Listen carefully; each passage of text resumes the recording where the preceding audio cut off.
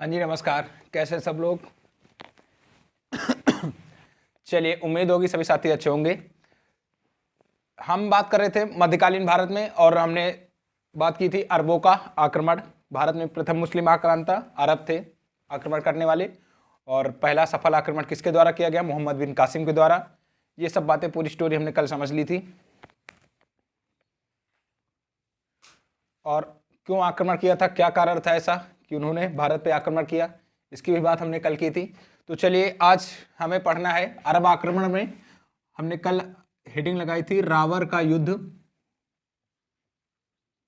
रावर का युद्ध। चलिए, यहां से हमें अपने टॉपिक को शुरुआत करनी है, लेकिन इससे पहले थोड़ा पीछे जो क्लास की है हमने थोड़ा बहुत रिवीजन करते हैं, उसके बाद आगे बढ़ेंगे। 1 मिनट रुकिएगा जरा सा।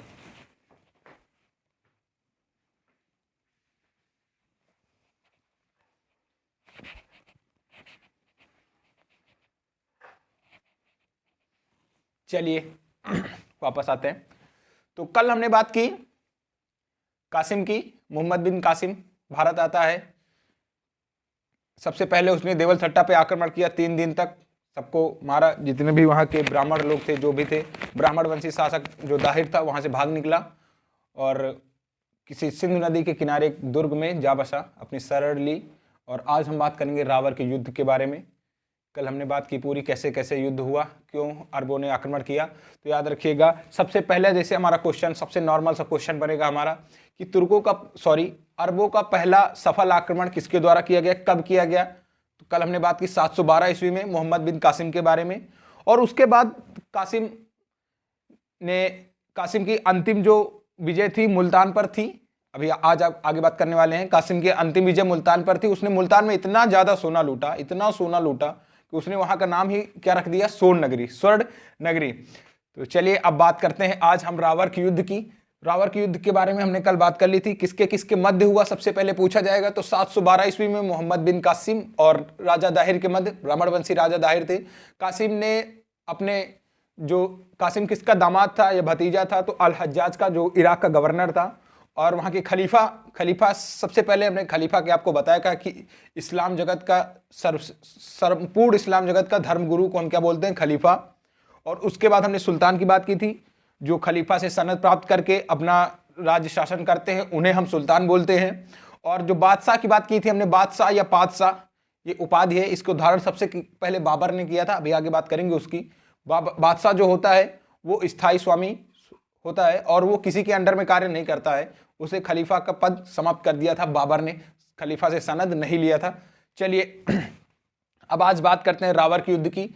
मोहम्मद बिन कासिम सबसे पहले देवलठट्टा से नेरून पहुंचा। वहां के बौद्ध के जो लोग थे उन्होंने आत्मसमर्पण कर दिया, बोला हम युद्ध नहीं करेंगे। उसके बाद सेहवान पहुंचता है। वहां के शासक बजहारा, जो दाहिर का ही चचेरा भाई था, वो भी बुधिया जाटों के यहाँ शरण ले लेता है, युद्ध नहीं करता है, कासिम से भाग खड़ा होता है। उसके बाद कासिम पहुंचता है रावर के युद्ध सिंधु नदी पार करके, जहां पे दाहिर ने शरण ले रखी थी जिस दुर्ग में, वहां पहुंचता है मोहम्मद बिन कासिम। और दाहिर को ऐसा लगता है कि कोई हमारे तक पहुंच ही नहीं सकता है, लेकिन ये सबसे बड़ी भूल होती है। हमें कभी भी हमें किसी को कमजोर नहीं समझना चाहिए। भाई आ जाता है ये रावर का युद्ध। तो चलिए, रावर का युद्ध सबसे पहले किसके किसके मध्य लड़ा गया है ना। चलिए अब पॉइंट भी लिखते रहेंगे साथ साथ, किसके मध्य हुआ, ये पूछे गए क्वेश्चन है हमारा।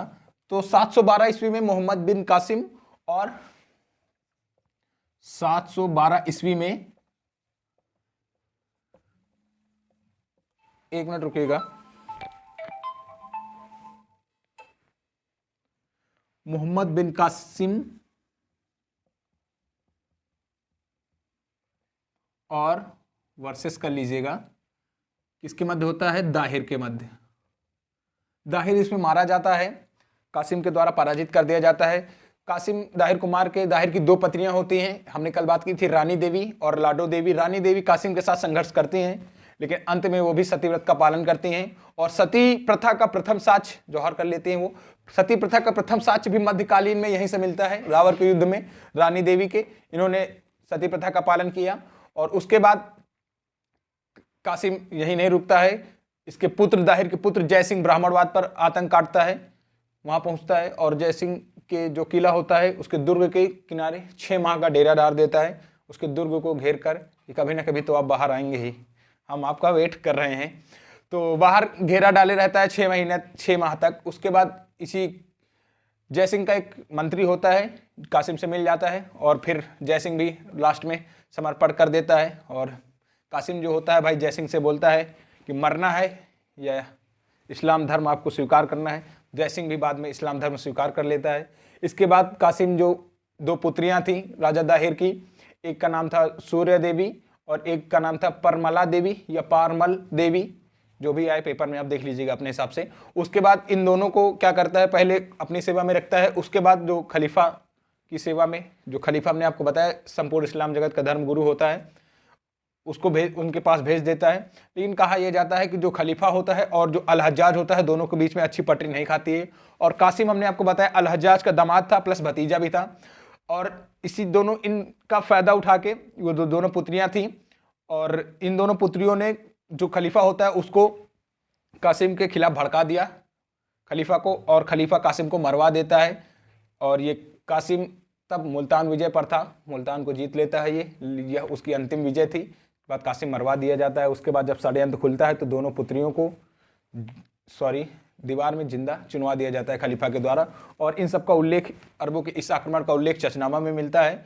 चचनामा का जो शायद लिखा किसने था, तो कासिम का ही एक अज्ञात सैनिक है। और उसके बाद इसका फारसी भाषा में अनुवाद किया गया, मोहम्मद बिन अली बुक्र, अबू बुक्र करके कुछ नाम है, थोड़ी देर में पूरा नाम हम लिख देंगे उसमें देख के। और उसके बाद जो है इसका अंग्रेजी भाषा में यूएम दाऊद पोटा ने इसका अनुवाद किया था। अंग्रेजी भाषा में यूएम दाऊद पोटा ने। तो चलिए आज बात करते हैं रावण युद्ध की, किसके किसके मध्य हुआ। तो दाहिर और मोहम्मद बिन कासिम के मध्य हुआ। चलिए अब आप लोग पॉइंट लिखते रहिएगा। दाहिर पराजित हुआ, दाहिर मारा गया, दाहिर मारा गया,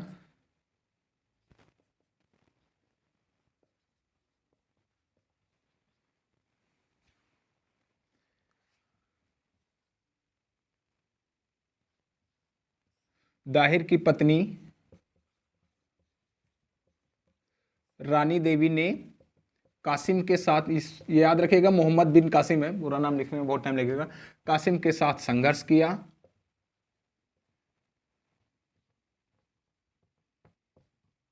दाहिर की 2 पत्नियां थीं, बात पहले हम कर चुके हैं। दाहिर की 2 पत्नियां, पहली लाडो देवी और रानी देवी, दाहिर के साथ संघर्ष किया और अंत में सती व्रत का पालन किया। सती व्रत का पालन किया। मध्यकालीन भारत में इन्होंने सती प्रथा का पालन किया, और मध्यकालीन भारत में प्रथम प्रमाणिक सती प्रथा के यही मिलते हैं रावण के युद्ध में, याद रखिएगा। चलिए, सती प्रथा का प्रथम प्रमाणिक साक्ष्य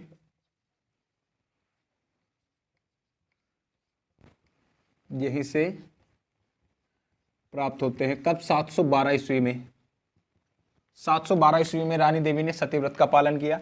इसके बाद कासिम, हमने आपको बताया, ब्राह्मणवाद पर जयसिंह के ऊपर आक्रमण करता है और 6 माह का डेरा डालता है, याद रखिएगा। चलिए, इसके बाद करने से पहले बीच में बात करते हैं चचनामा की, इसको नोट कर लिया होगा। चलिए, उम्मीद करते हैं जल्दी से आप लोग स्क्रीनशॉट ले सकते हैं या साथ साथ लिख भी सकते हैं। तो चलिए आगे बात करते हैं। अरबों के इस आक्रमण का उल्लेख मिलता है किसमें? चचनामा में। किसमें? चचनामा में।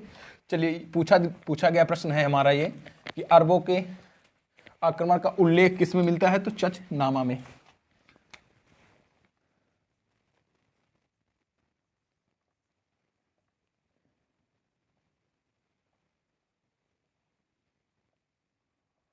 अरबों के इस आक्रमण का उल्लेख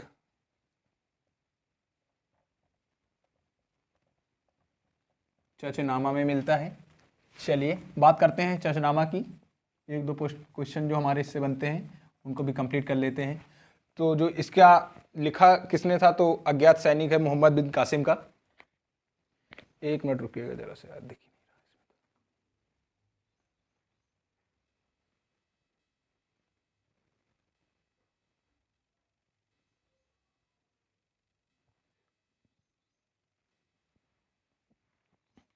एक मिनट का समय दीजिएगा थोड़ा।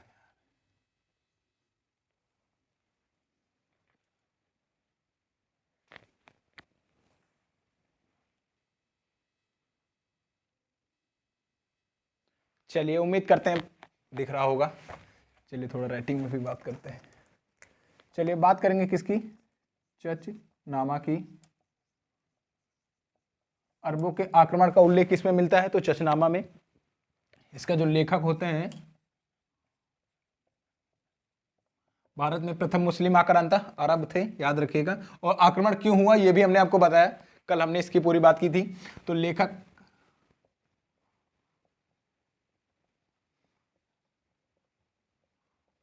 मोहम्मद बिन कासिम का अज्ञात सैनिक।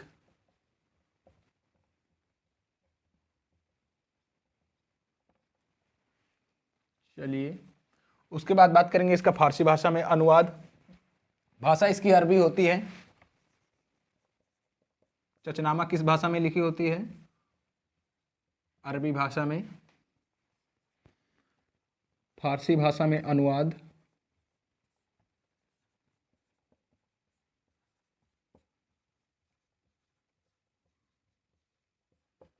फारसी भाषा में अनुवाद इसका करते हैं मोहम्मद अली बिन अबू बुक्र, सॉरी मोहम्मद अली, चलिए एक मिनट लिखते हैं इसको, मोहम्मद अली बिन अबू बुक्र कुफी, बुक्र कुफी। तो चलिए इसका पूरा नाम लिखते हैं फारसी भाषा में जिन्होंने अनुवाद किया था, मोहम्मद अली बिन अब्र बुक्र कुफी। इन्होंने चचनामा का फारसी भाषा में अनुवाद किया था। और उसके बाद बात करते हैं अंग्रेजी भाषा में, इंग्लिश में। अंग्रेजी भाषा में अनुवाद किसने किया, यूएम दाऊद पोटा, यूएम दाऊद पोटा। चलिए इसके बाद कासिम यही नहीं रुकता है, हमने आपको बताया कि ब्राह्मणवाद पर आक्रमण करता है। इसके दाहिर का ही बेटा होता है जय सिंह। चलिए इसको जल्दी से नोट करिएगा, फिर आगे बढ़ते हैं।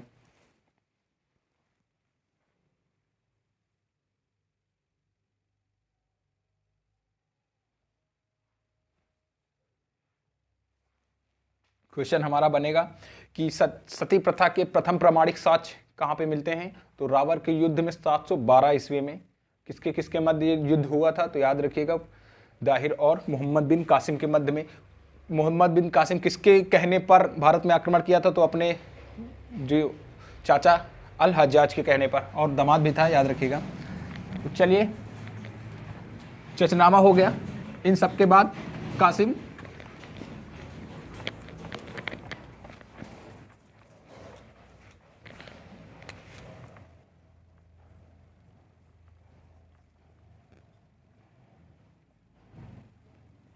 रावर युद्ध के बाद कासिम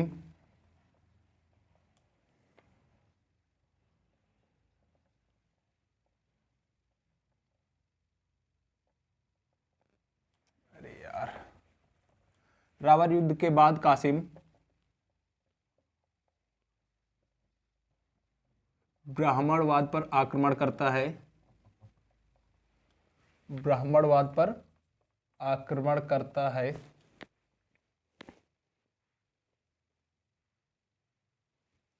चलिए ब्राह्मणवाद पर आक्रमण करता है। यहाँ के शासक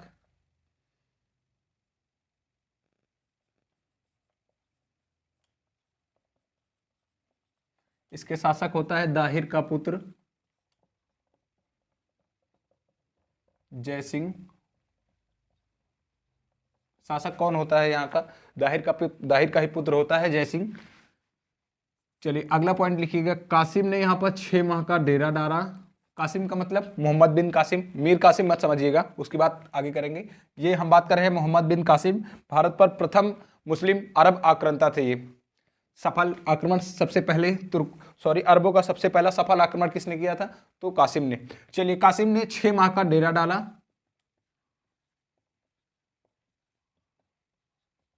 6 माह का डेरा डाला।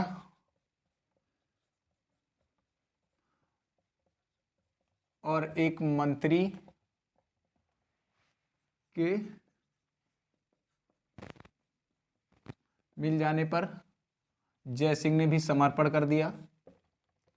जय सिंह ने समर्पण कर दिया कासिम के आगे। इसके बाद कासिम, चलिए अगला पॉइंट लिखते हैं। इसके बाद कासिम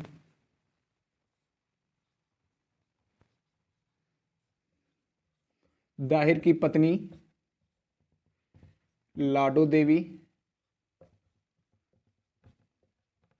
और 2 पुत्रियां होती हैं उनकी।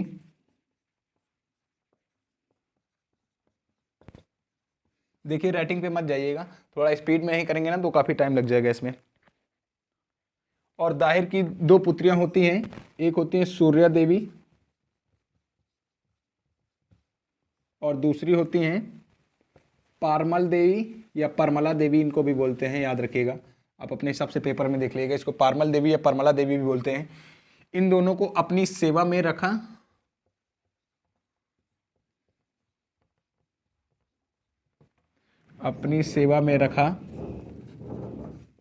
और फिर बाद में खलीफा की सेवा में भेज दिया। अब इनको पता नहीं है कि ये अपनी ही मौत को भेज रहे हैं वहाँ पे, है ना। तो ऐसे ऐसे भी लोग पढ़े, अभी आगे तो और पढ़ेंगे। अभी जब जयपाल को पढ़ेंगे इसके बाद ही जस्ट तुर्कों के आक्रमण में, तो खुद ही जाएगा, खुद ही बखेड़ा खा के वापस, है ना। ऐसे ऐसे लोग पढ़े हैं। तो चलिए आगे बात करेंगे। और इतिहास में देखिए हमें लगता है कि बहुत सारे साथी हमारे पढ़ने में नहीं अच्छा लगता है, लेकिन ये ऐसा सब्जेक्ट है ना हमारा सबसे अच्छा है, इसको पढ़ने में सबसे ज़्यादा मज़ा आती है हमको। तो इतिहास को हमें पढ़ना नहीं है, इतिहास में हम जिएंगे। आप बस साथ बने रहिएगा, है ना। कोई भी पॉइंट अगर छूटता है तो आप हमारी मदद करेंगे, हम आपकी, है ना। कोई ऐसी चीज़ है नहीं कि हम आप पे ज्ञान थोप रहे हैं या भाषण दे रहे हैं, हम सबसे बड़े ज्ञानी हैं, ऐसा बिल्कुल भी कुछ नहीं है ना। बिल्कुल आप अपनी बात रख सकते हैं और हम आपकी बात को बिल्कुल स्वीकार करेंगे। हम बिल्कुल भी ज्ञानी नहीं है ना, जो भी छोटा मोटा ज्ञान है आप तक पहुंच रहा है, बस यही हमारे लिए काफ़ी है। तो चलिए उम्मीद करते हैं आपको समझ में आ रहा होगा बहुत ही सरल भाषा में। इसीलिए देखिए हर एक पॉइंट हम खुद अपने हाथ से बना के लिखते हैं कि कोई भी चीज़ अगर हमारे बताने से आपको समझ में ना आ रही हो तो आप बोर्ड से देख सकें। तो चलिए वापस आते हैं टॉपिक पे।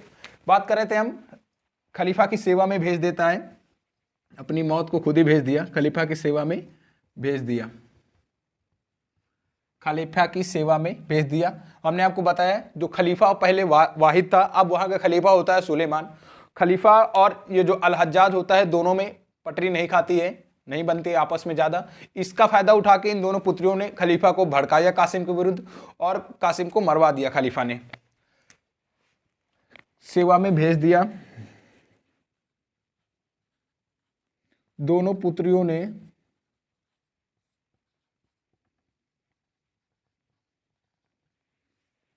खलीफा को भड़काकर, सॉरी फड़काकर नहीं होगा, भड़काकर कासिम को मरवा दिया, कासिम को मरवा दिया। चलिए जल्दी से नोट करिएगा इसको, या आप स्क्रीनशॉट भी ले सकते हैं जैसा आपको अच्छा लगे।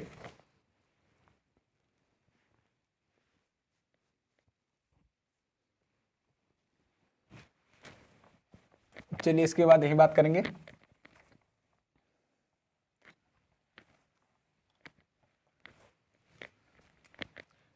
कासिम को मरवा दिया दोनों पुत्रियों ने और षड्यंत्र खुलने पर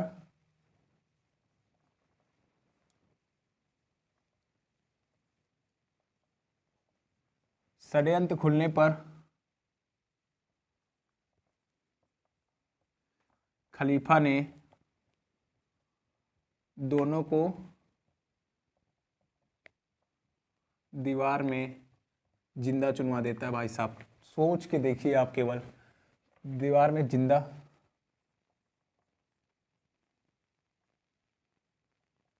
चुनवा दिया। चलिए कंप्लीट हुआ हमारा कासिम। अब बात करेंगे, कासिम भाई मर जाता है, एक अन्य तथ्य में 1-2 पॉइंट बात करेंगे। कासिम की लास्ट जो अंतिम विजय होती है, हमारा क्वेश्चन ऐसे भी बनेगा ना कि कासिम की अंतिम जो उसका आक्रमण था कहाँ पर था, अंतिम विजय उसकी क्या थी, तो अंतिम विजय उसके मुल्तान पर थी। और मुल्तान में इसको बहुत सारा सोना मिलता है, इसके कारण उसका नाम इसने क्या रखा था, सोन नगरी, नाम रख दिया था सोन नगरी।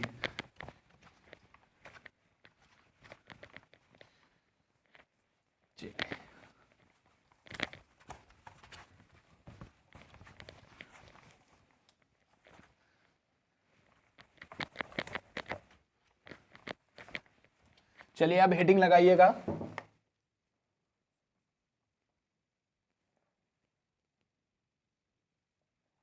अन्य तथ्य। कासिम ने सब जीतने के बाद, मुल्तान वगैरह जीतने के बाद भारतीयों पर एक जजिया कर लगाया था। जो भारतीय हिंदू थे उन पे जजिया कर लगाया था। इसने ब्राह्मणों से और जो वैश्य वगैरह थे, जो लंगड़े लोग थे, अपंग लोग, इनसे कर नहीं लिया था। और जजिया कर लगाने वाला प्रथम शासक था, याद रखिएगा, मध्यकालीन भारत में जजिया कर लगाने वाला प्रथम शासक मोहम्मद बिन कासिम। तो चलिए अन्य तथ्य में सबसे पहले नोट करिएगा, कासिम की अंतिम विजय 713 ईस्वी में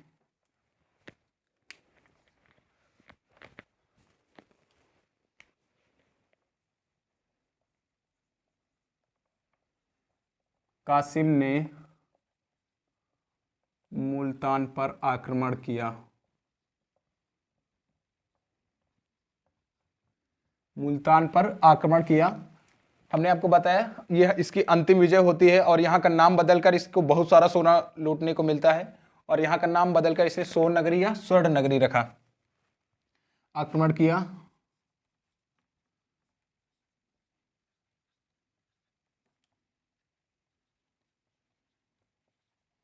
और मुल्तान का नाम बदलकर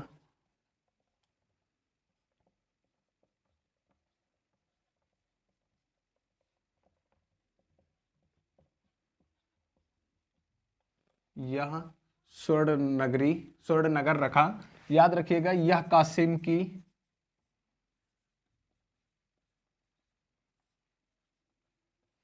अंतिम विजय थी। यह कासिम की अंतिम विजय थी। इसके बाद कासिम मार दिया जाता है खलीफा के द्वारा। चलिए उसके बाद लिखिएगा, भारत में जजिया कर लगाने वाला प्रथम शासक कासिम ही था। चलिए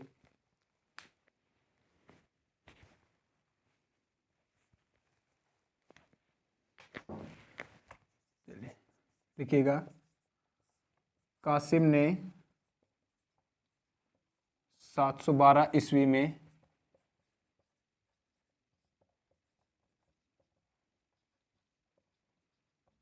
सिंध को जीतने के बाद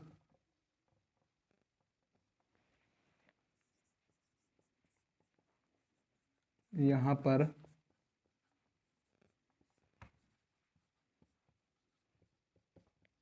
जजिया कर लगाया। किस किस से कर नहीं लिया था ये भी याद रखिएगा। तो चलिए लिख लीजिएगा, विकलांग, विधवा, बूढ़े बच्चे,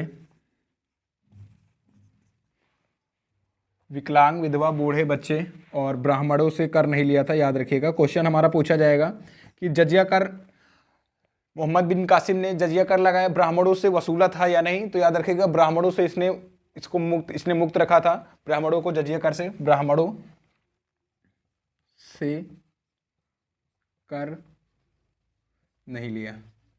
इसने भारत में एक सिक्का भी चलाया था, दिरहम नामक, इंपॉर्टेंट है, याद रखिएगा।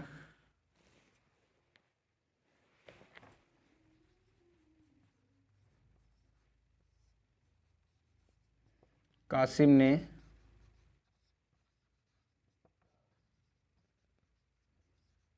भारत में दिरहम नामक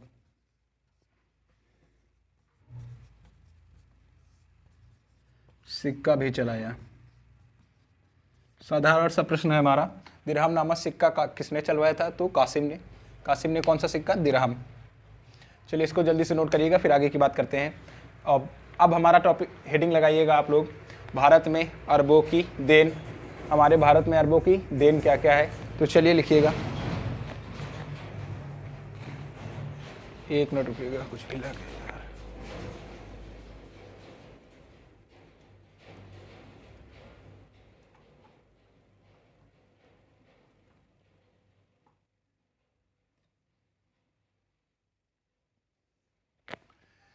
चलिए अब बात करते हैं भारत में अरबों की देन। भाई ले लूटा तो बहुत है कासिम ने, 3 दिन तक लगातार देवल थट्टा में भाई इसने केवल नरसंहार ही किया। 3 दिन सोचिए आप, 3 दिन लगातार आक्रमण, धड़ाधड़ धड़ाधड़ धड़ाधड़ लोगों को मारता ही गया मोहम्मद बिन कासिम। तो जो भी इससे इम्पोर्टेंट प्रश्न बनेंगे अधिकतर की हमने बात कर ली है, एक आधा जो रह जाएगा आप ज़रूर कमेंट करके बताइएगा। चलिए इतिहास में हम लोग जिएंगे, अभी तो 2022 है। चलिए अब चलते हैं 712 में, है ना, 712-13 में चलेंगे, फिर वहाँ से धीरे धीरे धीरे धीरे धीरे धीरे आ जाएंगे यहाँ तक भी ना, पढ़ते पढ़ते। चलिए अब बात करते हैं, हेडिंग लगाइएगा, भारत में अरबों की देन। भारत में अरबों की देन। चलिए सबसे पहले हमने बात किया था जब हमने टॉपिक की शुरुआत की, तो जो ये अरबवासी थे ये वहाँ पे खेती वगैरह नहीं थी, ये छोटा मोटा व्यापार करते थे, सामान के बदले सामान। तो ये क्या करते थे कि ऊँट लाते थे और यहाँ पे जो मसाला सोना चांदी जो होता था उसको ले जाते थे, यहाँ लोगों को ऊँट दे जाते थे। अरबी घोड़ा था, अरबी घोड़ा भारत के लोगों को इसने दिया। खजूर की खेती, खजूर की देन, खजूर जो है भारत में आज अरबों की ही देन है। उसके बाद इन्होंने मानचित्रावली भी शुरुआत की थी इसकी, एटलस जिसे बोलते हैं हम लोग, मानचित्र वगैरह।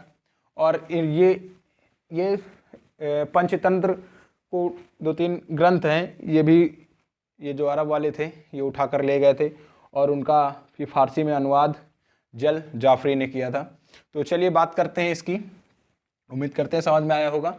अरबों की देन 3-4 चीज़ें हैं। तो सबसे पहला है ऊँट, सबसे पहला अरबों की देन में सबसे पहला है ऊँट पालन।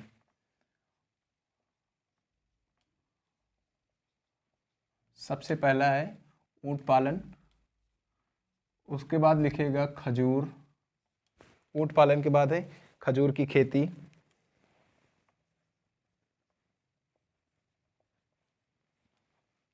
उसके बाद लिखेगा मानचित्रावली।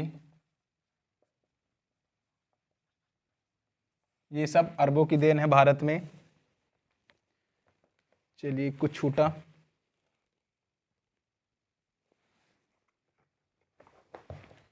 एक और लिख लीजिएगा, अरबी घोड़े।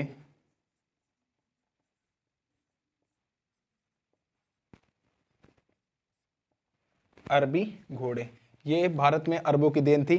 चलिए उसके बाद पंचतंत्र, ये सब उठा ले जाते हैं और उसके बाद पंचतंत्र का अरबी भाषा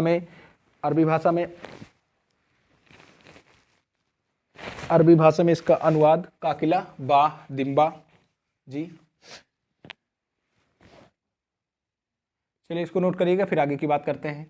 क्या क्या ये भारत से उठाकर भी ले गए भाई, कुछ दे गए तो कुछ ले तो जरूर जाएंगे ना, कोई फ्री में तो कुछ दे के हमें जाता नहीं है ना। अगर वो 1 रुपया देगा आपको तो ज़रूर उसका कुछ ना कुछ लाभ होगा उसमें, तभी आपको देगा, है ना। 1 रुपया तो लोग दुकान में भी नहीं छोड़ते हैं, टॉफ़ी ज़रूर खाएंगे 1 रुपये की। 1 रुपया में रह गया तो लो भैया टॉफ़ी दे दो ना, क्यों छोड़े 1 रुपया। अगर हमारे पास नहीं है तो भैया रहने दीजिए, फिर नहीं देंगे। तो चलिए ये तो जीवन है, चलता रहेगा। तो 4 चीज़ें हैं, और भी जो मिले आप बताइएगा ज़रूर।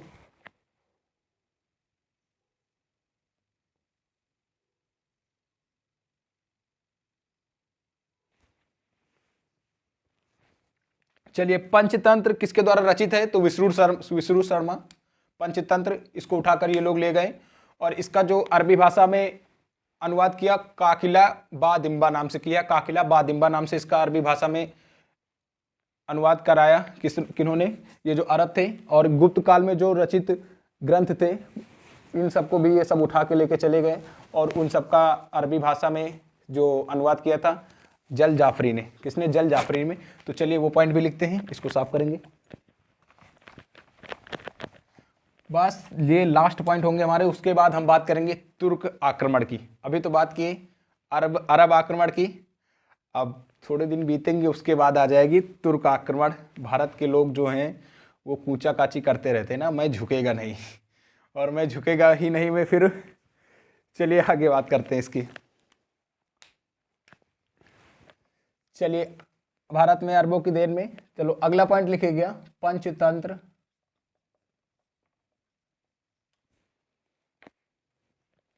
पंचतंत्र का पंचतंत्र किसकी रचित कहानी है भाई साहब, बताइएगा आप लोग।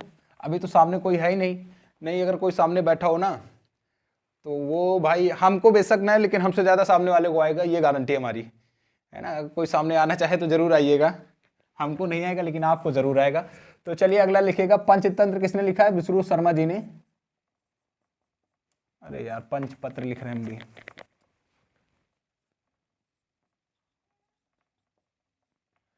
पंचतंत्र का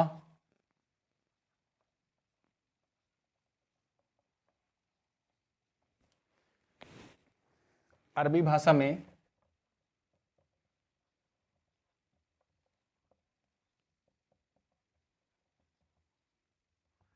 कालिला बादिम्बा नाम से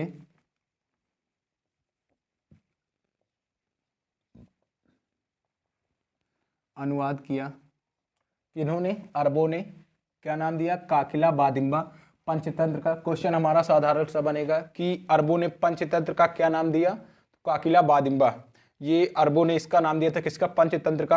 और पंचतंत्र किसके द्वारा रचित कहानी है या कविता है? तो विष्णु शर्मा जी के द्वारा। चलिए अगला लिखिएगा। और इन्होंने जो गुप्त काल, अभी तो हमने नहीं पढ़ा ये सब गुप्त काल वगैरह, ये सब भी पढ़ेंगे कायदे से। तो इतिहास का देखिए अर्थ यही होता है ना कि आप सीक्वेंस से चीज़ें जोड़ते हुए चलिए। हमने भी सोचा था कि बाबर से पढ़ेंगे, मुगल काल से, उसके पहले की बातें, कहाँ से बाबर आ गया, कैसे बाबर बना, है ना। तो ये सब चीज़ें ज़रूरी हैं, लेकिन अभी इतना नहीं है ज्ञान हमारे पास। चीज़ें हैं, धीरे धीरे कोशिश करते रहेंगे, पहुँचते जाएंगे। तो चलिए, जीवन में कभी रुकना नहीं है, धीरे धीरे आगे बढ़ते रहेंगे, कहीं ना कहीं तो पहुँचेंगे ही, है ना। चाहे गलत रास्ते में पहुँचे चाहे सही में, यदि हम चलते जा रहे हैं तो आज नहीं तो कल कहीं ना कहीं तो हमें मंजिल मिलेगी ही। तो चलिए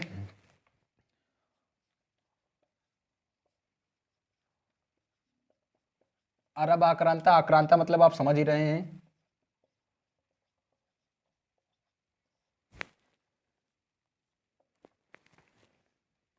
गुप्त काल में रचित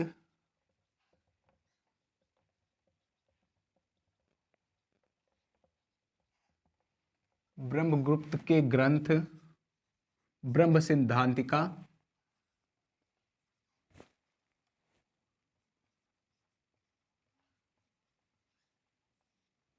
ब्रह्म सिद्धांतिका व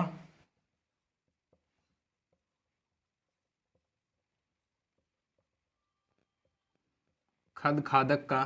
एक मिनट रुकिएगा भाई साहब,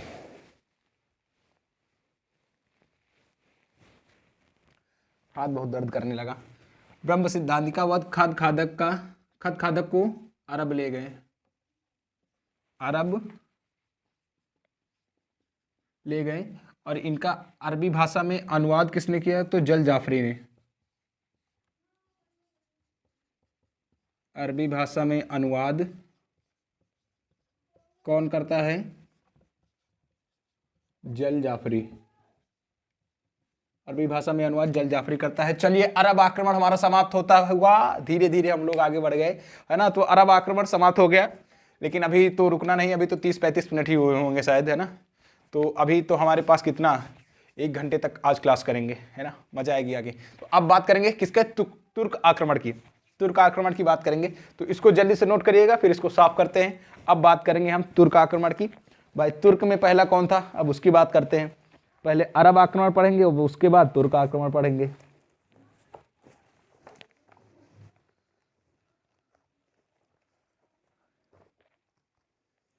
अब हम पढ़ेंगे मोहम्मद गजनवी।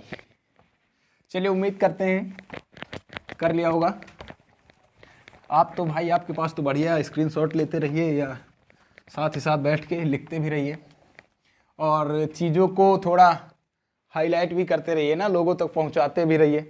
1-2 साथी देखते हैं, लेकिन उससे हमें मतलब नहीं है, लेकिन थोड़ा बहुत पहुँचे तो चीज़ें ना, क्योंकि हमें भी पता चले कि जो चीज़ें हम करते हैं वो सही दिशा में है या गलत दिशा में है।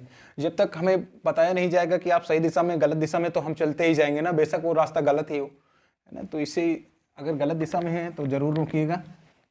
चलिए अब बात करते हैं मध्यकालीन भारत में। हमने सबसे पहले बात की अरब आक्रमण की, अब बात करते हैं तुर्क आक्रमण की। सबसे पहला क्वेश्चन हमारा बनता है भाई सबके दिमाग में, ये तुर्क कौन है ना।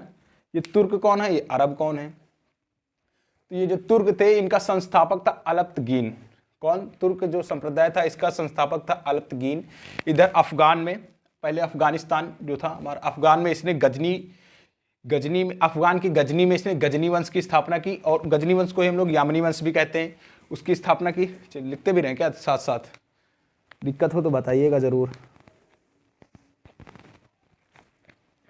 चलिए, सबसे पहले मुस्लिम आक्रांता थे अरबों के बाद भारत में आक्रमण करने वाले कौन थे? तुर्क भाई। सबसे पहले अरबों ने आक्रमण किया, लूटा पीटा, अब जो बचा भाई तुर्क आएंगे, ये तो सत्यानाश करके जाएंगे पूरा। मोहम्मद गजनवी ने 17 बार आक्रमण किया भारत में अपने, तो आप सोच सकते हैं 17 बार, एक दो बार नहीं, 17 बार। लेकिन ये जो तुर्क थे और ये जो अरब थे, इनका भारत में अपना शासन करना का कोई मतलब नहीं था, ना इनके दिमाग में ये था कि हम अपना धर्म का प्रचार प्रसार करेंगे, ये सब इनके उसमें नहीं था। इनको केवल था कि धन को लूटना, बस धन लूटना लूटना लूटना, जितना लूट पाए उतना लूटो। इनका मकसद केवल यही था, अपने धर्म का प्रचार प्रसार नहीं था। तो चलिए, तुर्क कौन थे सबसे पहले? तो अरबों के बाद भारत में आक्रमण करने वाले तुर्क थे। तुर्क एक गजनी कहाँ पे? अफगानिस्तान में। तो अफगान के गजनी में एक अल्पतगीन था, उसने गजनी वंश की स्थापना की। कौन? अल्पतगीन। सही लिखा हमने, अल्पतगीन। एक मिनट रुकिएगा।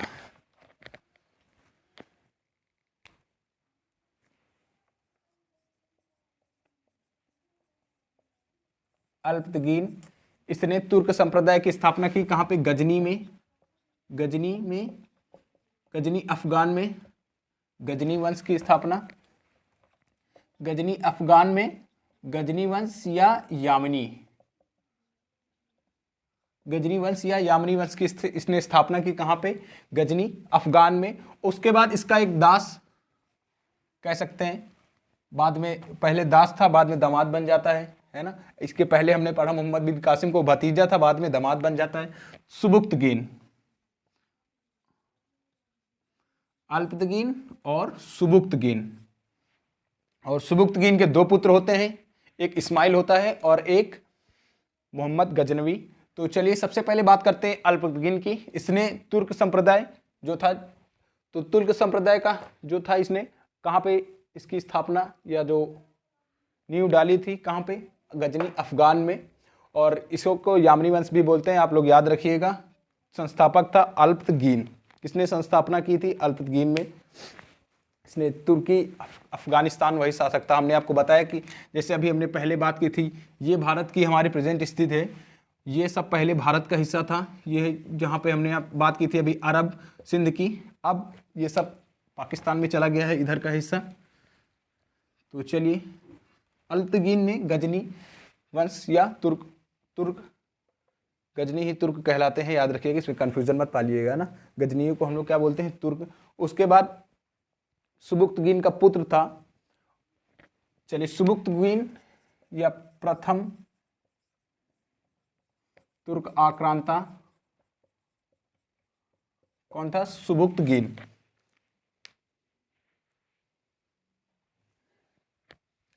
और इसका सुबुक्तगीन इसका दामाद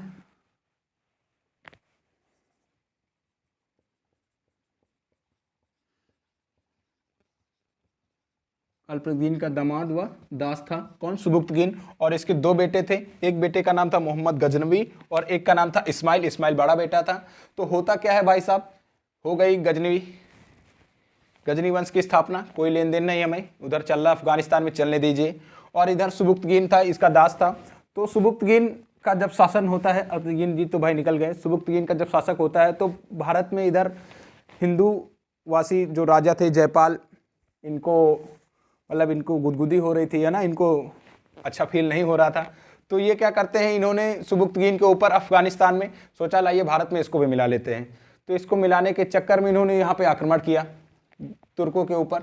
सुबुक्तगीन वहाँ का शासक था, तो उसके ऊपर इन्होंने आक्रमण किया और अभी खुद ही बछेड़ा खा के वापस गए, पराजित कर दिया सुबुक्तगीन ने, धुआंधार तरीके से, बहुत बुरी तरीके से पराजित किया। उसके बाद जयपाल और सुबुक्तगीन के मध्य संधि हो जाती है और फिर जो जयपाल होता है वह वापस आ जाता है पंजाब। और वापस आने के बाद भी ये चुप नहीं बैठता है ना। इसको जो एक कीड़ा होता है वो काटा करता है। इसने क्या किया, 2-3 दिल्ली ये सब 2-3 जो प्रांत थे वहाँ को एकजुट किया और फिर इसने आक्रमण करने की घोषणा बनाई भाई। 986 में जयपाल ने आक्रमण किया। 986 ईस्वी में जयपाल ने सुबुक्तगीन के ऊपर आक्रमण किया, याद रखिएगा। जयपाल ने सुबुक्तगीन के ऊपर आक्रमण किया और 987 में सुबुक्तगीन को गुस्सा आया, इसने पलट के जयपाल के ऊपर आक्रमण कर दिया। आक्रमण करने का कारण क्या था, क्योंकि जब जयपाल पराजित हुआ था तो इन दोनों के मध्य संधि हुई थी और संधि का उल्लंघन फिर जयपाल ने किया। सुबुक्तगीन ने कहा आप वहीं ठहरो, हम आते हैं भाई साहब निपटने, है ना। अभी मैं झुकेगा नहीं साला, इसको बताते हैं। इसने क्या कहा, मैं झुकेगा नहीं साला। इसने 2-3 प्रांतों का, कालिंजर, दिल्ली और अजमेर, कालिंजर, दिल्ली और अजमेर, इन तीनों को गुट बनाया था इसने।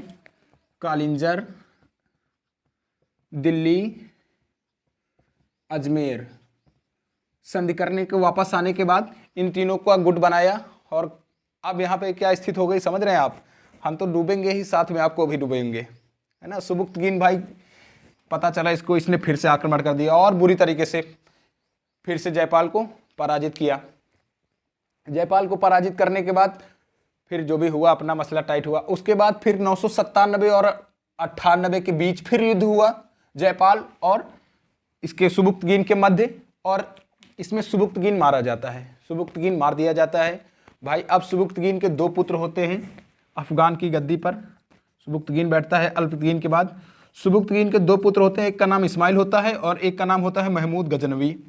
महमूद गजनवी और जो ये सुबुक्तगीन होता है, ये करते क्या है कि अपने बड़े पुत्र इस्माइल को अपना उत्तराधिकारी बना के जाते हैं और फिर भाई इस्माइल उत्तराधिकारी बन जाता है, लेकिन महमूद गजनवी बोलता है कि आपने हमारे पिता का हत्या किया, मैं बदला लेगा। कौन, महमूद गजनवी बदला लेने के उसमें इस्माइल को मार देता है अपने भाई को और स्वयं अफगान की गद्दी पर बैठता है। और उसके बाद 1000 से 1030 ईस्वी में उसने 17 बार भारत पे आक्रमण किए। कितने बार, 17 बार भारत पे आक्रमण किए। प्रथम मुस्लिम तुर्क आक्रांता जिसने भारत में सबसे ज्यादा बार आक्रमण किए, कौन था वो, महमूद गजनवी। 17 बार इसने आक्रमण किए भारत पे। और सबसे मशहूर आक्रमण इसका सोमनाथ मंदिर, 16वां आक्रमण था इसका। 50,000 लोगों को इसने मौत के घाट उतारा था वहाँ पे। कहा जाता है कि जब ये वहाँ पहुँचा था तो 50,000 लोग मंदिर में भगवान की पूजा कर रहे थे और हमारे भारत के लोग हथियार उठाने के बजाय उन्होंने कहा भगवान हमारी रक्षा करेंगे, और महमूद गजनवी ने 50 के 50,000 लोगों को मौत के घाट उतार दिया था। खून की नदियाँ वहाँ पे बहा दी थी इसने, इतना क्रूर था ये। तो चलिए एक बार फिर से रिवीजन जरूर करेंगे। चलिए थोड़ा टॉपिक से बातें निकल गई तो समझ में आया आपको। अल्पतगीन तुर्क संप्रदाय जो था, तुर्क आक्रमण की बात कर रहे हैं हम, तो तुर्क संप्रदाय का संबंध गजनी कहाँ पे, अफगान में गजनी या गजनी वंश की स्थापना कौन करता है, अल्पतगीन ने गजनी या गजनी वंश, इसको ही यामनी वंश भी हम बोलते हैं, इसकी स्थापना की। सुबुक्तगीन कौन था, तो यह इसका दामाद और दास था, इसका अल्पतगीन का। और इसके शासन काल में जब ये इसका अफगान में शासन होता है तो इधर पंजाब, भारत के पंजाब के शासक होते हैं जयपाल जी। कौन, जयपाल शासक होते हैं और पंजाब का शासक होता है जयपाल। और जयपाल ने आक्रमण किया सबसे पहले 986 ईस्वी में सुबुक्तगीन के ऊपर अफगान में और पराजित हुआ जयपाल। 2-3 संधियां हुई और वापस आया जयपाल, पंजाब वापस आया। उसके बाद पंजाब वापस आने के बाद इसने 987 में इसने क्या किया, जयपाल ने दिल्ली, कालिंजर और अजमेर को अपने साथ में मिलाया और बोला हम फिर से आक्रमण करेंगे अफगान के ऊपर। तब तक भाई उधर से सुबुक्तगीन बोला आप रुकिए मैं खुद आता हूं। सुबुक्तगीन ने फिर से आक्रमण कर दिया, पहले जयपाल ने किया, उसके बाद सुबुक्तगीन ने किया 987 में, और फिर से जयपाल को बुरी तरीके से पराजित किया, फिर से पराजित कर दिया जयपाल को। उसके बाद फिर से एक युद्ध 997 और 98 के मध्य होता है, इसमें सुबुक्तगीन मारा जाता है, जयपाल सुबुक्तगीन को मार देता है। फिर उसके बाद हमने आपको बताया कि अफगान की गद्दी पे सुबुक्तगीन का बड़ा बेटा इस्माइल इसका उत्तराधिकारी बनता है, सुबुक्तगीन बना के जाता है। लेकिन महमूद गजनवी पिता की मृत्यु का बदला लेने के लिए इस्माइल को मार देता है और स्वयं गद्दी पर बैठता है। उसके बाद महमूद गजनवी आता है, उसके 17 आक्रमण उसने भारत पर किए, सबकी बात करेंगे हम। और पहला आक्रमण पेशावर के विरुद्ध, दूसरे आक्रमण में उसने जयपाल को मार दिया। जयपाल को इतनी ज़्यादा आत्मग्लानि होती है कि पहले बेटे ने पराजित किया, उसके बाद पिता ने, सॉरी, पहले पिता ने पराजित किया, उसके बाद बेटे ने, और स्वयं आत्मदाह कर लेता है, सॉरी आत्महत्या कर लेता है। तो ये था तुर्क आक्रमण। तो चलिए बात करते हैं, हर एक पॉइंट हम नोट करेंगे।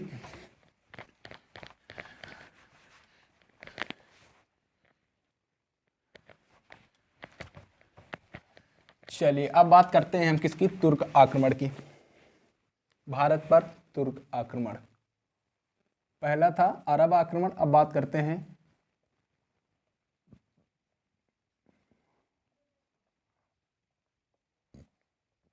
भारत पर तुर्क आक्रमण। तो प्रथम तुर्क आक्रांता कौन था, सुबुक्तगीन था। प्रथम तुर्क आक्रांता सुबुक्तगीन।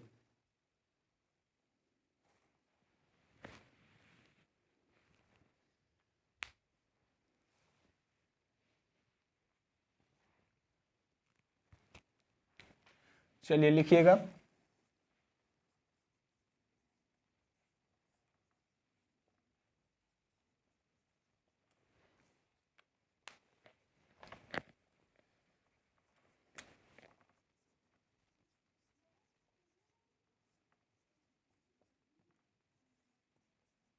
अरब के बाद भारत पर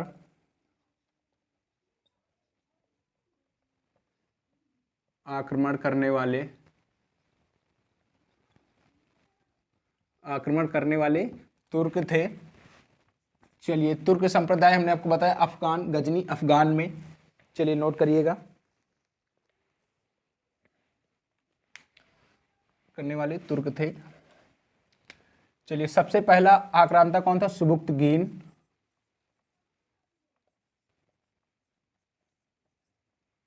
अरबों के बाद भारत पर आक्रमण करने वाले कौन थे, तो तुर्क थे। तुर्कों में सबसे पहला तुर्क आक्रांता था हमारा सुबुक्तगीन, 900 या 86 ईस्वी में।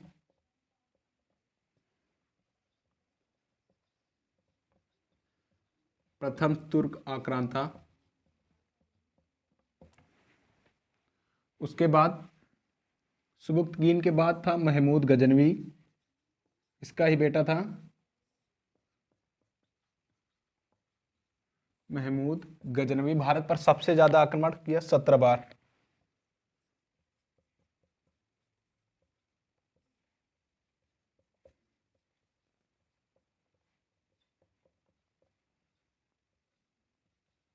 सर्वाधिक आक्रमण 17 बार। इसके बाद बात करेंगे महमूद गौरी की, सॉरी मोहम्मद गौरी की।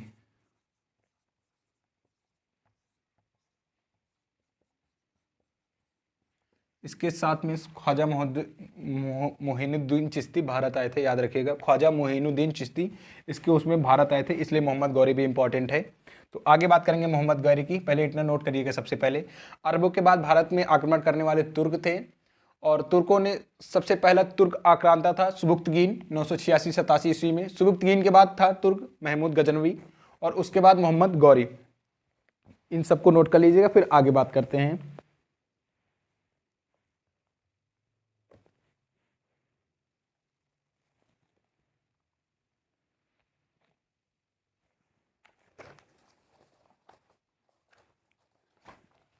चलिए 1 मिनट का समय दीजिएगा थोड़ा सा।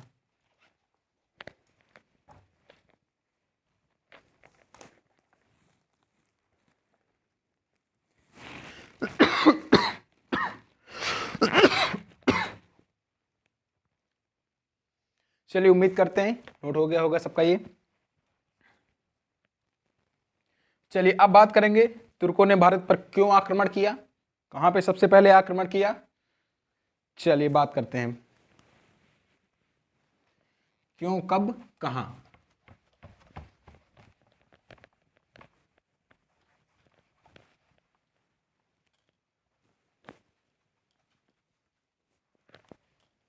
सातवीं शताब्दी ने, हमने आपको बताया था कि क्वेश्चन पूछा जाएगा, इसको हल्के में मत लीजिएगा कि अरबों ने कौन सी शताब्दी में भारत पर आक्रमण किया, तो 7वीं शताब्दी में। और तुर्कों ने कब किया, सबसे पहला क्वेश्चन बनेगा क्यों आक्रमण किया, उसके बाद बनेगा हमारा कब किया, और बनेगा कहां किया। कब, क्यों, कब और कहां पर।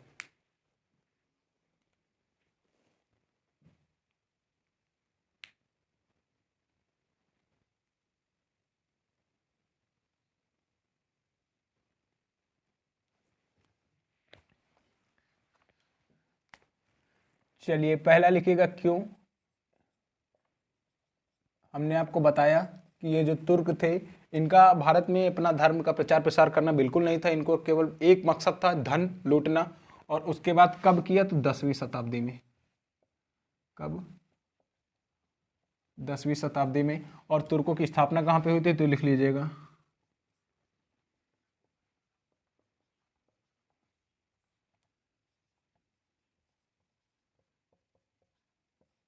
गजनी अफगान में,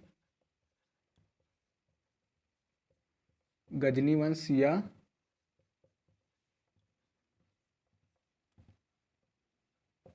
यामनी वंश।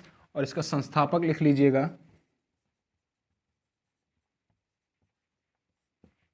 अल्पतगीन। 962 ईस्वी में,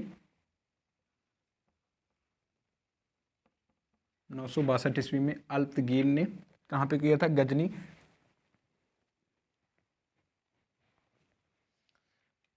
चलिए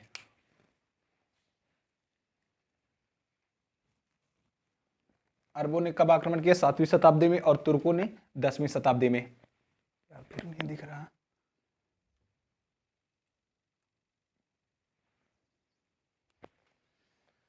चलिए अब बात करते हैं। सबसे पहला आक्रमण हमेशा वही होता है ना, कि पहला आक्रमण हम ही ने किया भाई साहब, और हम ही बखेड़ा खा गए। तो कभी अपने दुश्मन को कभी हल्के में नहीं लेना चाहिए कि सामने वाला बहुत ही कमज़ोर है, तो किसी को हल्के में मत लेना चाहिए कि मैं झुकेगा नहीं साला, क्या पता झुकना ही पड़ जाए भाई।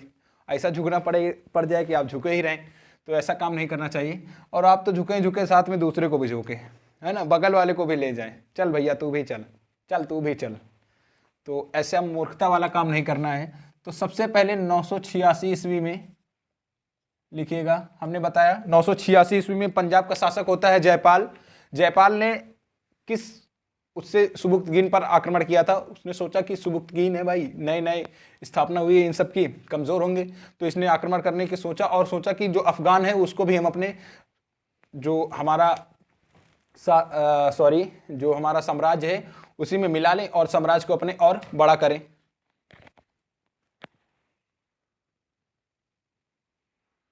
साम्राज्य और बड़ा किया जाए, इसी के लालच में इसने आक्रमण किया। जयपाल ने 986 ईस्वी में सुबुक्तगीन के ऊपर जयपाल ने आक्रमण किया।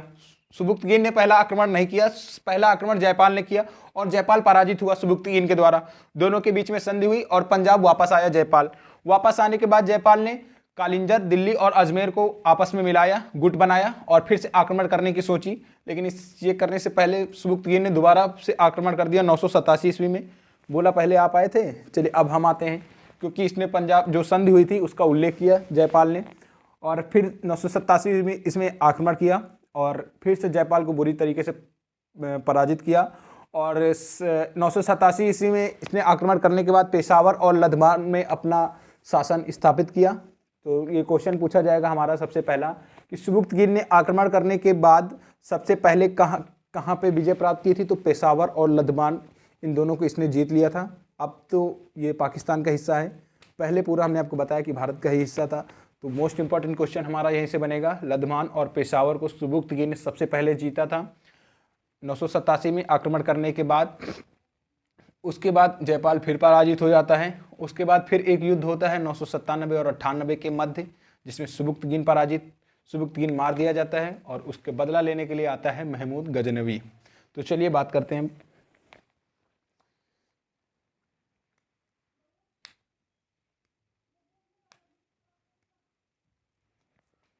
चलिए 986 ईस्वी में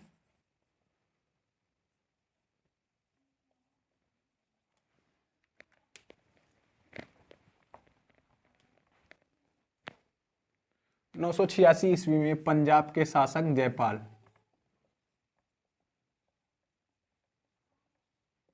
पंजाब के शासक जयपाल ने अफगान का शासक समझ लीजिएगा, सुबुक्तगीन ब्रैकेट में लिख लीजिएगा।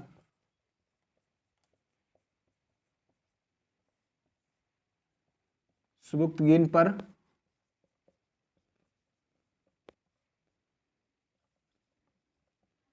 आक्रमण किया सुबुक्तगीन पर आक्रमण किया और इसमें जयपाल पराजित हुआ, खुद ही गया और खुद ही पराजित हुआ। जयपाल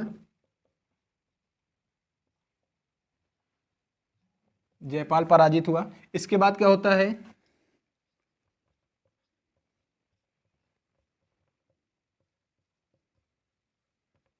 दोनों में संधि हुई, जयपाल वापस पंजाब आया। भाई इसने बोला कि भाई हमें प्राण बख्श दो, जो आपको चाहिए वो आप ले लो, जो भी जयपाल ने मांगा हो कि आप हमें इतना देते रहिएगा, ये वो। दोनों के बीच में संधि और जयपाल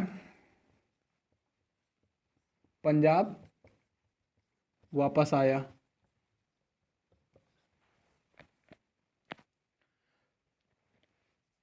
फिर अगला पॉइंट लिखिएगा, 987 ईस्वी में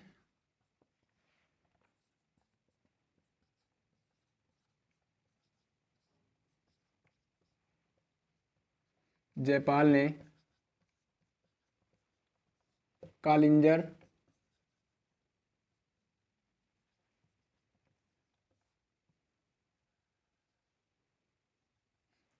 दिल्ली और अजमेर को मिलाकर एक गुट बनाता है।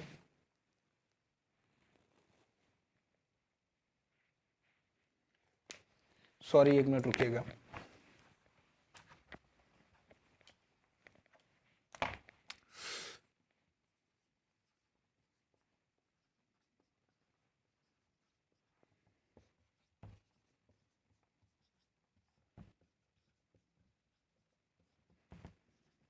संधि का उल्लंघन करके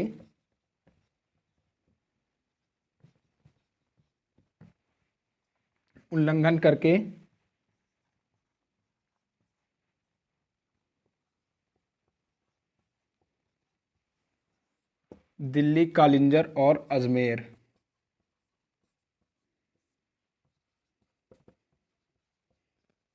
के साथ गुट बनाता है।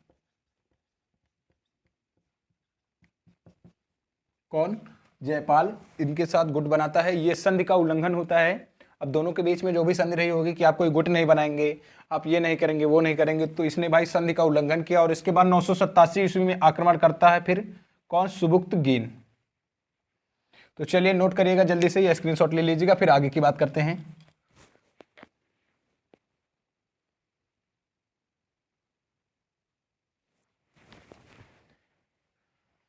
चलिए पॉइंट यहीं पे लिखते हैं।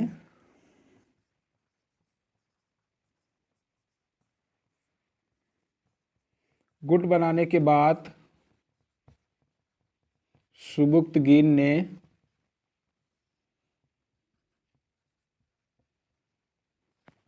जयपाल पर या पंजाब पर आक्रमण किया और तीनों को पराजित कर दिया। आक्रमण किया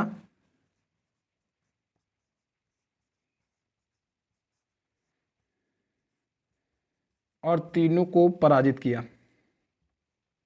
तीनों को पराजित कर देता है। कौन? सुबुक्तगीन। चलिए इसको पराजित करने के बाद सबसे पहला ये अपना जो शासन स्थापित करता है पेशावर और लद्दामान में, ये सबसे पहले अपना शासक स्थापित करता है। उसके बाद ये फिर युद्ध होता है 997-98 के मध्य और यह मार दिया जाता है। कौन? सुबुक्तगीन। चलिए बात करते हैं आगे की।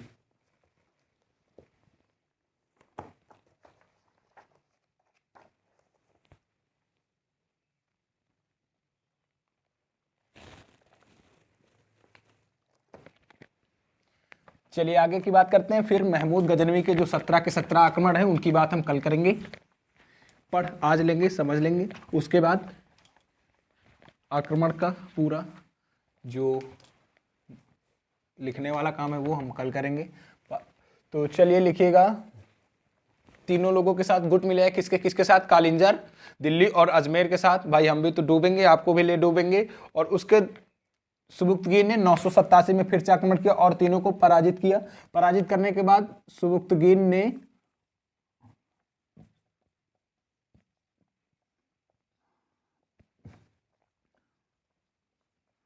सुबुक्तगीन ने सबसे पहले लद्दामान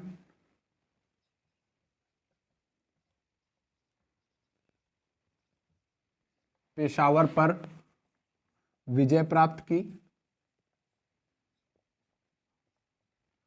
पेशावर पर विजय प्राप्त की और शासन स्थापित किया।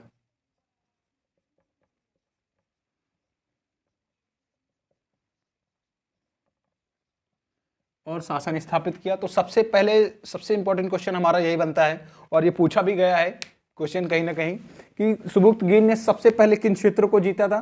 तो सुबुक्तगीन ने सबसे पहले हमारा लदमान और पेशावर में विजय प्राप्त की थी और अपना शासन स्थापित किया था। उसके बाद फिर लिखिएगा 997 या 98 के मध्य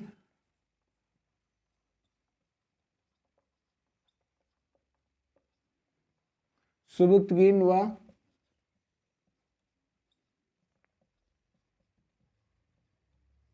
जयपाल के मध्य युद्ध हुआ और सुबुक्तगीन मारा गया।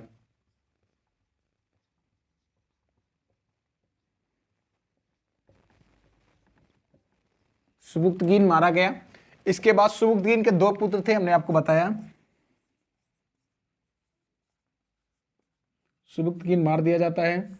सुबुक्तगीन के 2 पुत्र,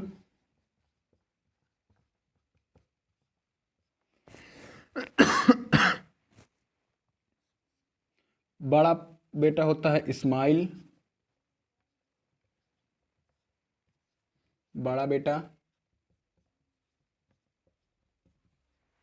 और दूसरा होता है महमूद गजनवी, दूसरा होता है महमूद गजनवी।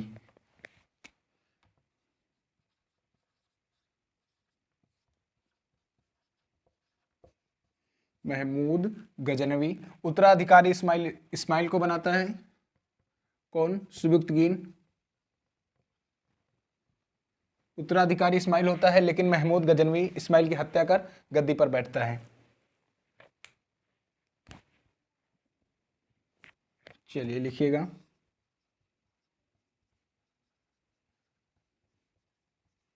बड़े भाई को मारकर खुद शासक बना, खुद शासक बना। कौन? महमूद गजनवी। चलिए अब हेडिंग लगा लीजिएगा, महमूद गजनवी। थोड़ी बहुत बात करते हैं इसके बारे में और फिर आगे बात करेंगे। आगे की बात अगली क्लास में होगी, तो जल्दी से नोट कर लीजिएगा इसको, फिर आगे बढ़ते हैं। अभी जब तक पूरा हमारा ये स्पेस फुल नहीं हो जाएगा तब तक क्लास करेंगे लगातार। देखते हैं आज कहाँ तक साथ देता है ये।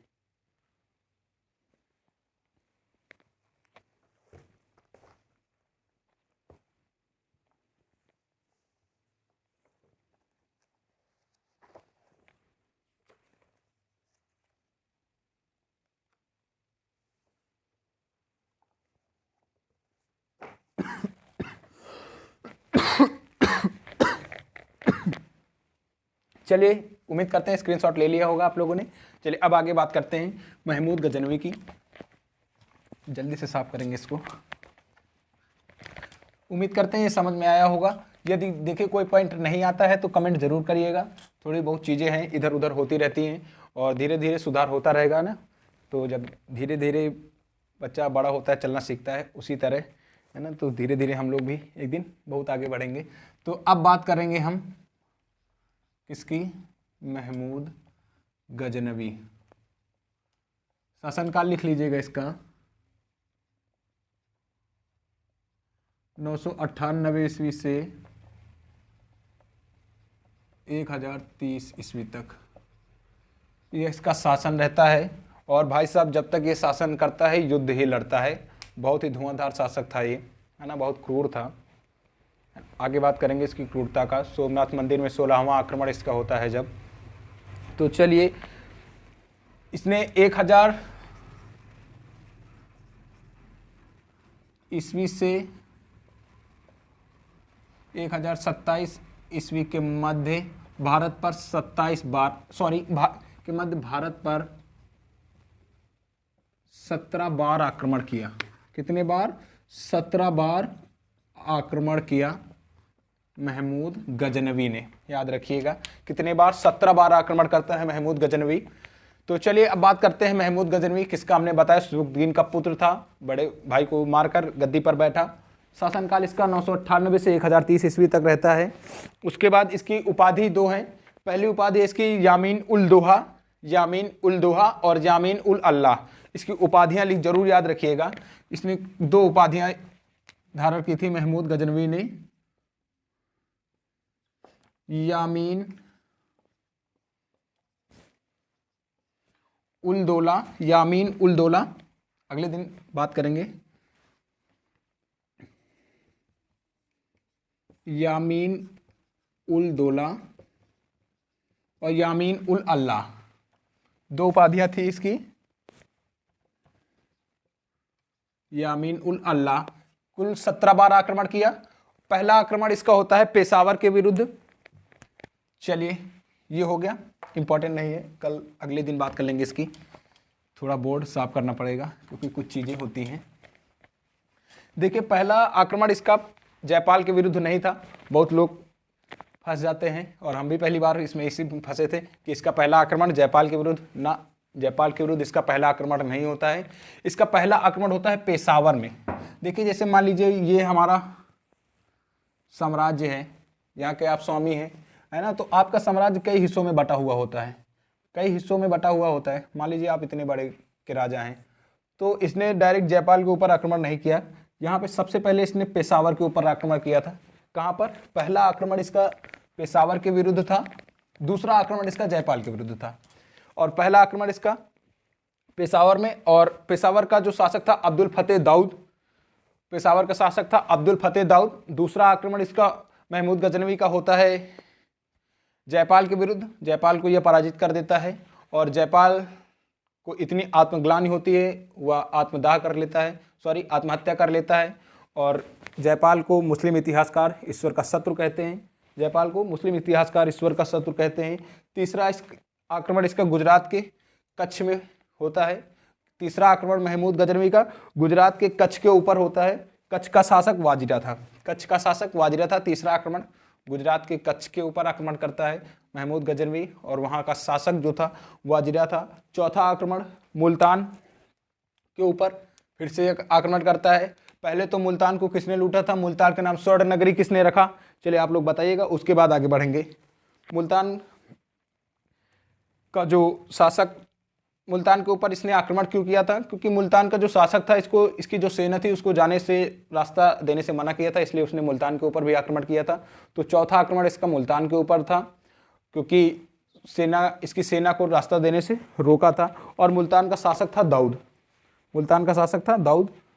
और फिर बाद में दाऊद भी भाई किसका शामिल हुआ? गजनवी के साथ। और इसने मुल्तान के साथ साथ पंजाब के भटिंडा पर भी आक्रमण किया था। चौथे ही आक्रमण में उसको अलग दूसरा आक्रमण मत कर लीजिएगा कि पंजाब के भटिंडा के ऊपर पांचवा आक्रमण नहीं था, चौथा ही आक्रमण था इसका मुल्तान के ऊपर। क्योंकि मुल्तान के जो शासक था दाऊद, उसने इसको रास्ता नहीं दिया था इसकी सेना को, इसलिए उसने मुल्तान के ऊपर आक्रमण किया था। पांचवा आक्रमण था इसका 1007 ईस्वी में ओहिंद के ऊपर। ओहिंद मुल्तान में ही था, जैसे हमने आपको बताया ना कि बहुत बड़ा राज्य है, उसके अलग अलग जो क्षेत्र हैं उस पर यह आक्रमण करता था। उसके बाद मेन पॉइंट पे भाई पहुंचता था, है ना। तो पांचवा आक्रमण कब होता है? 1007 में। पहला 1001 में, पहला आक्रमण इसका 1001। दूसरा पहला आक्रमण 1000 करिएगा, दूसरा आक्रमण 1001 में इसको हमने आपको बताया जयपाल के विरुद्ध। तीसरा आक्रमण गुजरात के कच्छ के विरुद्ध। चौथा आक्रमण करता है ये मुल्तान के ऊपर, जो शासक वहाँ का दाऊद होता है। पांचवा आक्रमण यह करता है ओहिंद मुल्तान के ऊपर, ओहिंद मुल्तान के ऊपर यह पांचवा आक्रमण करता है। और उसके बाद छठा आक्रमण मोहम्मद गजनवी का नागरकोट, हिंदू साम्राज्य होता है ये नेपाल में, नागरकोट में छठा आक्रमण इसका होता है। चलिए 1 मिनट रुकिएगा, देखें बंद तो नहीं हुआ। चलिए पहला आक्रमण 1000 में, दूसरा आक्रमण लिखिएगा 1001, तीसरा करिएगा 1004 में, चौथा आक्रमण करता है 1005 में, और पांचवा आक्रमण 1007। पहला, दूसरा, तीसरा, चौथा, पांचवा आक्रमण 1007, छठा आक्रमण 1008 में। 1008 में इसका छठा आक्रमण होता है। यहाँ नागरकोट का शासक आनंद पाल होता है, और ये जो पांचवें आक्रमण करता है यहाँ का शासक सुखपाल होता है, औहिंद मुल्तान का।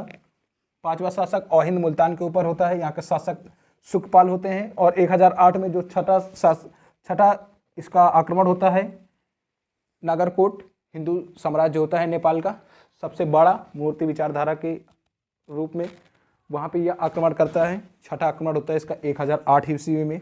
उसके बाद चलिए, और भटिंडा का शासक आनंद पाल होता है, जो हमने बताया ना आपको कि चौथे आक्रमण के मुल्तान के साथ साथ इसने पंजाब के भटिंडा पर भी आक्रमण किया था, तो वह चौथा आक्रमण होता है इसका। और शासक भटिंडा का होते हैं आनंद पाल, और मुल्तान के शासक होते हैं दाऊद।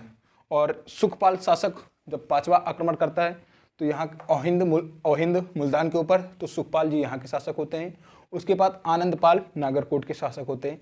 इसकी बात हम आगे करेंगे अभी पूरा विस्तार से। सातवां आक्रमण 1009 ईस्वी में अलवर के नारायणपुर में, 1009 ईस्वी में सातवां आक्रमण अलवर के नारायणपुर में। 1010 में फिर से मुल्तान के ऊपर कर दिया भाई साहब, लो आठवां आक्रमण होता है इसका मुल्तान के ऊपर फिर से। और नौवां आक्रमण 1013 ईस्वी में, यह मुल्तान के ऊपर था 1013 ईस्वी में, थानेश्वर हरियाणा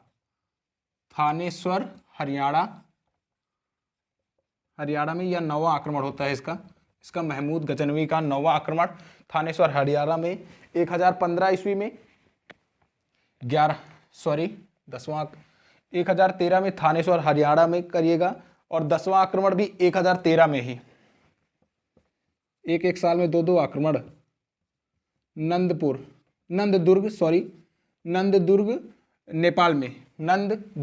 नेपाल में 10वां आक्रमण करता है। 1015 में 11वां आक्रमण कश्मीर के ऊपर, कहाँ पर? कश्मीर के ऊपर। इसने भी भाई पूरे भारत विजय करने की ठान रखी थी, लेकिन इनका केवल एक ही मकसद था, हमें धन लूटना है, जितना ज़्यादा हो सके हमें धन लूटना है। यह था इसका 11वां आक्रमण। चलिए 4, 5, 6 अभी और बचे हैं। और 12वां आक्रमण था 1018।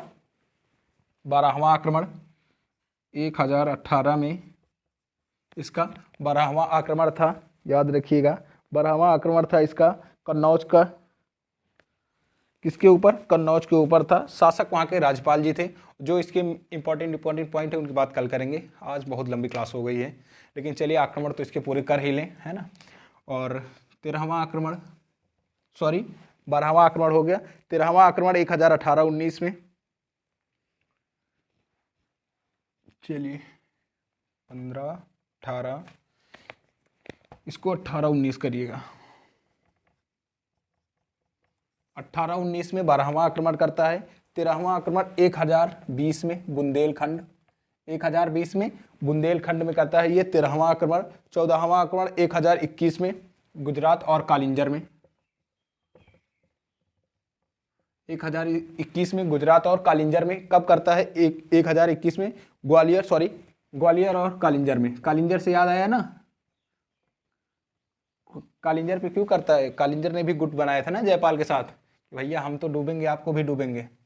15वां आक्रमण होता है इसका जैसलमेर में लोगार्द क्षेत्र में। 15वां आक्रमण जैसलमेर के लोगार्द क्षेत्र में 1024 ईस्वी में, 1024 ईस्वी में। 16वां आक्रमण तो भाई साहब सबको पता होता है। 16वां आक्रमण गुजरात में, जब सोमनाथ मंदिर को लूटा था, तो वहाँ का शासक था भीम प्रथम। जब इसने सोमनाथ मंदिर को लूटा था, कब? 16वां आक्रमण 1025 में, 16वां आक्रमण 1025 में सोमनाथ मंदिर को लूटा था गुजरात में। और उसका शासक वहाँ का साथ जब इसने लूटा था तो भीम प्रथम था। कहा जाता है कि जब यह पहुँचा था सोमनाथ मंदिर में, तो वहाँ पे शायद कोई त्यौहार था और लोग भगवान की पूजा कर रहे थे। और जब यह पहुँचा, हलचल मची लोगों में, और लोगों ने हथियार नहीं उठाया। 50,000 लोग लगभग मंदिर के अंदर मौजूद थे, और 50 के 50,000 लोगों को इसने मौत के घाट उतार दिया था, मोहम्मद गजनवी ने। और उसके बाद लास्ट आक्रमण होता है इसका जाटों के खिलाफ होता है 1027 में। ये 17 आक्रमण होगा भाई साहब, 16 वाला 1025 में करवा दिया है ना। अब इसका आक्रमण है 17वां, और 17वां लास्ट आक्रमण होता है किसके? जाटों के विरुद्ध 1027 में। जाटों के विरुद्ध होता है 1027 में, यह इसका अंतिम आक्रमण।